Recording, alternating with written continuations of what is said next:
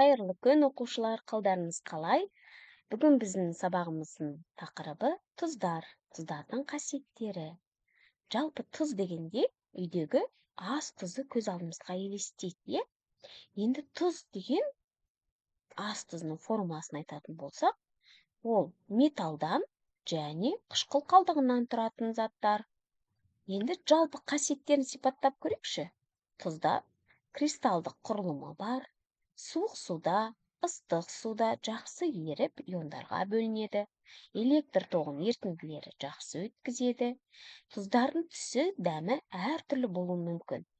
Яғни оларды азық-түлік дәмдеу үшін, өнеркәсіпте химиялық шикізат ретінде, медициналық дәрілер алуда қолданамыз. Су тазалау жолдарында қолданады. Тұздарды күнделікті өмірде өте көп қолданамыз. Тұздардың химиялық қасиеттерін білу, оларды қауіпсіз және тиімді пайдалануға көмектеседі. Айтып кеттік, тұздар дегеніміз металл катионы мен қышқыл қалдығынан тұратын күрделі заттар. Қышқыл қалдықтарына тоқталайық.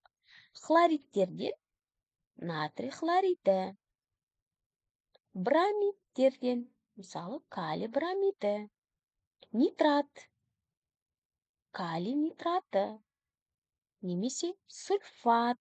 Ең көп кездесетін бізде күкірт қышқылының тұздары калий сульфаты, карбонат, кальций карбонаты, магнат, егер марганец O4-тен тұрса, перманганат, калий перманганаты, немесе алюминий фосфаты.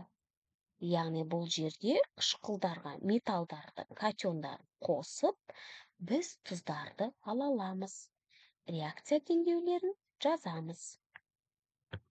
Жалпы тұздар құрамындағы металдарға және сутек атомдарының ыдырауына байланысты, толық алмасуына байланысты жіктеледі. Олар орта тұздар, сутек атомдары толық алмасу өнімі, натрий хлориді мысалы. Қышқылдық тұздар, натрий гидрокарбонаты, сутек атомдары жартылай алмасу өнімі. Негіздік тұздар, гидроксил топтары мен жартылай алмасу өнімі. Қос және аралас тұздар, бірнеше катиондар немесе аниондар бар. Тұздарды алынудың бірнеше әдісі бар. Яғни қышқылға негіз қосу арқылы. Тұз қышқылына натрий гидроксидін қоссақ, натрий хлориді және су түзеді. Бейметалға металл қоссақ, натрийға хлорды қосып, натрий хлоридін аламыз. Металға қышқыл қосу арқылы мырыш тұз қышқылын қосамыз, мырыш хлориді және сутек бөлінеді. Металл оксидіне қышқыл қосу, яғни мыс оксиді, күкірт қышқылы, нәтижесінде мыс сульфаты және су түзіледі. Тұз және қышқыл. Барий хлориді күкірт қышқылмен әрекеттесіп, барий сульфаты тұнбаға түседі және тұз қышқылы түзіледі. Тұз және негіз. Темір сульфаты натрий гидроксидін әрекеттесіп, темір гидроксиді жаңа негіз, натрий сульфаты жаңа тұз түзіледі. Тұздардың химиялық қасиеттері, яғни олар қышқылдармен әрекеттеседі. Натрий карбонаты тұз қышқылмен әрекеттесіп, тұнба және газ түзеді. Мысалы, натрий хлориді, көмір қышқыл газы және су түзіледі. Сілтімен әрекеттеседі. Мыс сульфаты натрий гидроксидімен әрекеттесіп, мыс гидроксиді және натрий сульфаты түзіледі. Басқа тұздармен әрекеттесіп, нәтижесінде күміс нитраты калий хлоридімен әрекеттесіп, күміс хлориді және калий нитратын түзіледі. Металдармен әрекеттеседі. Мыс сульфаты темірмен әрекеттесіп, темір сульфаты және мыс түзеді. Жоғарғы температурада олар ыдырайды. Мысалы, кальций карбонаты кальций оксидіне және көмір қышқыл газына ыдырап кетеді. Осыны түсіну үшін қысқаша ойын ойнап көрейік, квиз ойынын, және соны бірге бастайық. Тұздардың қатарын көрсетіңіз. Оксидтер, қышқылдар, гидроксидтер. Бірінші жауап дұрыс. Келесі сұрақты оқып көрейік. Тұздың формасын атаңыз. Натрий элементі гидро, яғни ди екеу болып тұр. Дигидрофосфатты. Натрий дигидрофосфатты дейміз. Дұрыс айтамыз. Келесі калий силикатының формасын көрсетіңіз. Яғни силикат десе, силициум О4 қосылу керек. Калий силикатты, дұрыс айтасыздар.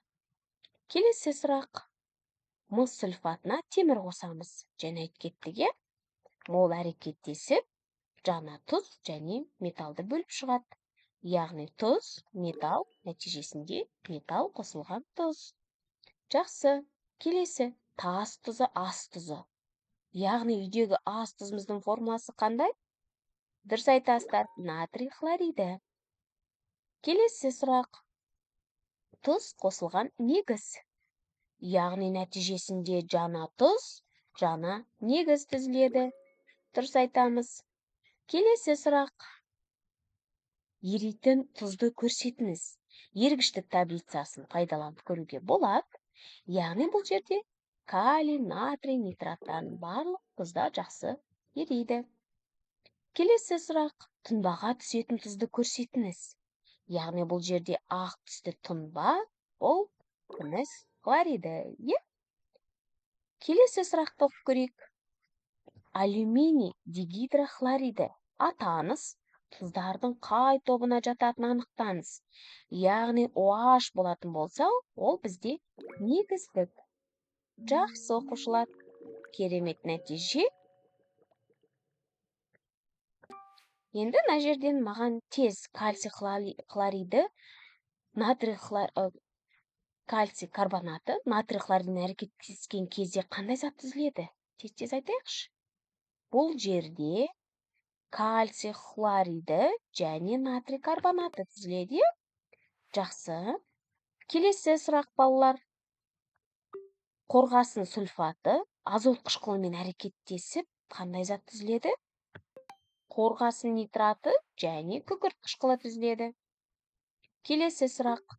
Натрий хлориді сумен әрекеттесе, натрий гидроксиді және тұз қышқылы түзіледі. Дұрыс, жақсы. Келесі темір хлориді мыспен әрекеттесіп, нәтижесінде темір және мыс хлориді түзіледі. Өте жақсы.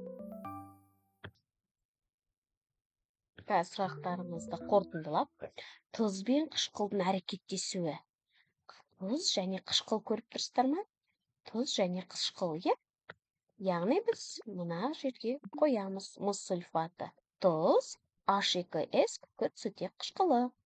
Тұздардың сілтімен әрекеттесуін тезірек айтайық. Яғни дұрыс айтасыздар, мыс хлориді, натрий гидроксиді ол бізде сілтімен әрекеттесіп тұр. Жақсы. Келесі тұздар металдармен әрекеттесуі. Металл бұл жерде қай металмен әрекеттесіп тұр? Яғни мырыш металл бізде және тұзбен әрекеттесіп тұр. Келесі тұздардың өзара бір-бірімен әрекеттесуі. Яғни екі тұз қай жерден көріп тұрмыз? Кальций хлориді және натрий карбонаты. Тұздардың ыдырауы, яғни жоғарғы температурада олар ыдырайды деп айттық. Дұрыс жауапты тексеріп көрейік. Яғни өте дұрыс, бәрекелді оқушылар.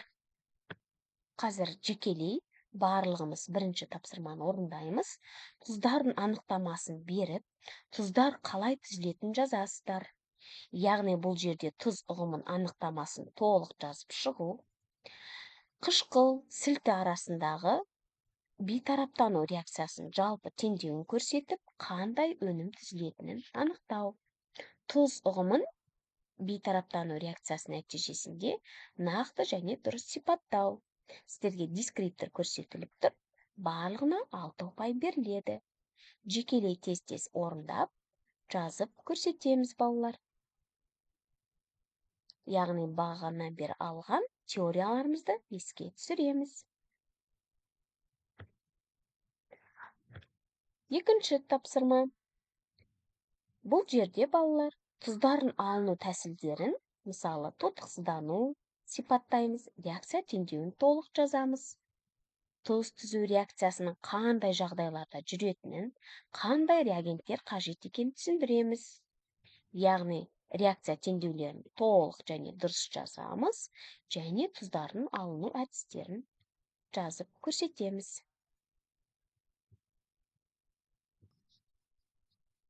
Жақсы оқушылар, тапсырма орындап болғаннан кейін тұздар тақырыбына бір ауыз сөзбен өз ойларымызды жазамыз. Телефондарыңызды алып, мына жердегі QR кодпен кері байланыс берсеңіздер болады. Рахмет, сау болыңыздар.